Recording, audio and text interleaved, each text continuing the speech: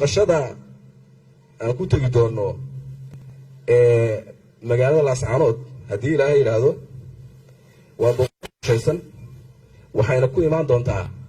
xilligii loo madlay waxaana ka wada shaqeynayaa OPM-ka ama xafiiska Prime Minister-ka iyo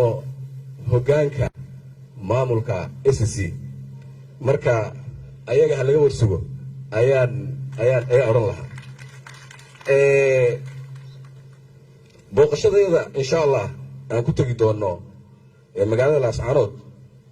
waa mid lagu xoojinayo xiriirka wada shaqeyneed ee maamulka SSC Khaatimo iyo xukuumadda federaalka ee Soomaaliya ma aha mid wax loogu dhimayo deegaan ama maamul Soomaaliyeed meesha roo ahaade ma aha mid lagu kala fogeynayo dadka Soomaaliyeed ee walaalaha bal waa mid la isugu soo dhaweynayo marka Ilaahay na gaarsiiyo waxaan leeyahay hay'adaha hawsha iska leh ayaa ka sugeynaa iyo qorshaha xilligii loogu talagalay waxaan saacadeynayaa inaan diyaar u nahay dadkeena sharafta leh ee reer Laascaanood iyo reer Khaatimaba inaan diyaar u nahay inaan u nimaadno inaan soo aragno soo salaanno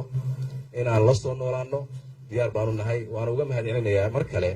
niyad wanaagga iyo Soomaalinimada ay noo muujinayaan iyo walaaltinimadaba aad iyo aad baad u mahadsantihiin waxaan ku soo gabagabeynayaa wasaaradda gaashaandhigga waa xilligii dalka waa la sheegay Soomaalidu wixii oo ay aad iyo aad ay ula weyn ama sharafteeda taabanaya ama karaamadeeda taabanaya waxay dhahaan waxaas waa xilligii hebel waa meeshii waa xilligii dalka marka waxaan leeyahay meeshani waa meeshay taallay siyaadadii iyo madax banaanidii iyo gobnimadii Soomaaliya waa meesha calanka qaranka lagu kaydiyo marka oo ku kaydsan yahay oo lagu ilaaliyo marka waa wasaaraddu qudsiyadaas gaarka ah iyo sharaftaas ayay leedahay cidii timaadana waan ugu hambalyeeynaya wasiirka kalena waxaan wasiir jaamac saaxiibkay asagana waxaan rajaynaynaa inuu badda galo maaha Soomaalida waxay u taqaanaa inuu qofku hana dhaafo badda galo macnaheedu waxaa weeyaan ula jeedaa waxaan arki doonaa maalin dhow insha Allah asagoo doon saaran asagoo dekada dhisaaya asaga oo kalluunkeena oo aan ka faa'iideysan doono oo khayraadka ugu badan meesha ku jira tahay runtii asaga oo caalamka marketka adduunka ama suuqyada waaweyn ee adduunka asaga oo insha Allah geynaya iyo asaga oo aan ka rajaynayno sidaan hore u sheegay in wasaaradda kalluumaysiga way jirtaa laakiin fursad labadooda iskaashanaya inuu u sameeyo infrastructure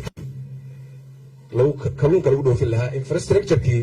caalamka aan ku xiriiri lahayn dekado waaweyn kuwa gaara kuwo loogu talagalay ganacsiga intaba insha Allah waxaan rajaynayaa inuu horumarkaas